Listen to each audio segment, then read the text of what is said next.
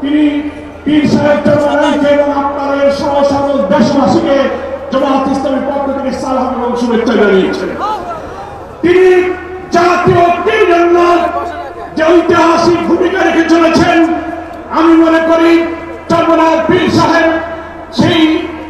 চেষ্টার ক্ষেত্রে একটি গুরুত্বপূর্ণ ঐতিহাসিক উদারতা, অবদান, মহব্বত রেখে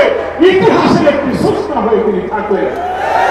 আগামী দিনে জাতীয় ঐক্যের মধ্য দিয়ে নতুন ফ্যাসিবাদের জন্মকে আমাদের ঠেকাতে হবে।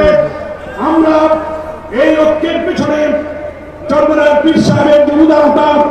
যে আন্তরিকতা, যে মহব্বত, তার মাধ্যমে তিনি যে গুরুত্বপূর্ণ ভূমিকা পালন করেছেন, আমরা দেখতে পাচ্ছি ইতিমধ্যেই বাংলাদেশের গ্রামে গঞ্জে, শহরে, নগরে, বন্দরে ওলামায়ে কেরাম, মুসলিম উম্মাহ নেতৃত্বদানকারী জনগণের এই ঐক্যের পরিবেশ দেখে, আজকে মঞ্চে দেখে, গ্রামে